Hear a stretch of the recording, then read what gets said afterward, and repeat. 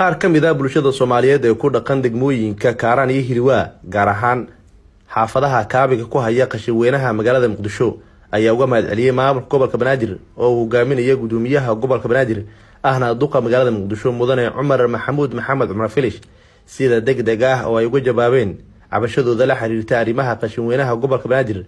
waxay sidoo kale bulshadani raaligelin buuxda ka bixiyeen ereyadii xanafta lahaa oo ay jeediyeen xilligii ay sameynayeen iskimaatinkooda ay ku soo bandhigayeen cabashadooda.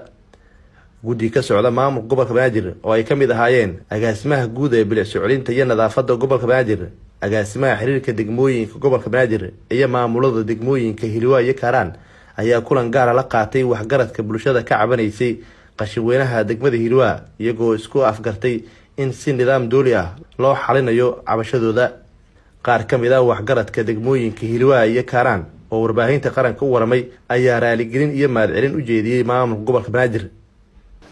annagoo ah shacabkii soo cabta shalay waxa naga qaylasihayay oo culeysahay waxaa noo yimiday madaxda kala duwan, gudoomiyaha xiriirka gobolka Banaadir iyo agaasimaha nadaafadda iyo gudoomiyaalka degmooyinka waana qaabileen si qurux badan waana is afgaranay.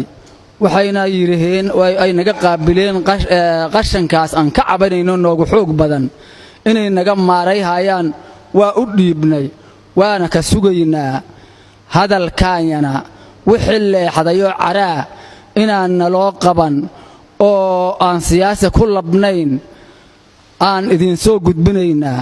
culeysaa naga qaylasyaha iyo caro gudoomiyaha gobolkana waxaan ka rabnaa wixii aan cara ku dhahna inuu naga cafiyo.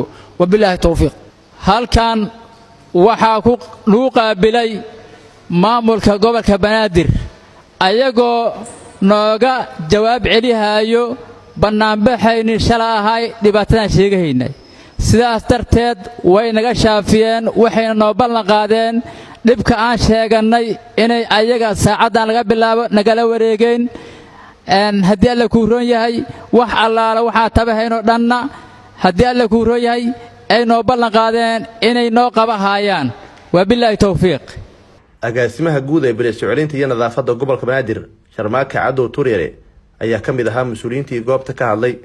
waxaan aad ugu mahadcelinayaa gudoomiyaha gobolka Banaadir ahna duqa magaalada Muqdisho mudane Cumar Filish oo noo idmaday inaan aragno bulshadii aan shalay xilka u haynay, la hadalno, la fadhiisano, waxa ay ka cabteenna aan ka wada hadalno.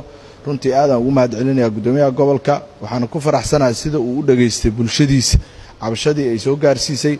annagina maadaama aan adeegayaashii bulshada aan ka jawaabnay cabashadii bulshada, waxaan rajaynaynaa gorow inaan booqano goobihii ay ka cabteen iyo culeysadii jiray xal degdegana aan keenno haddii Ilaahay yaraaho. waa mahadsantiin dhammaantiin. Nuur Saciid Taliil, warbaahinta qaranka Soomaaliyeed, magaalada Muqdisho.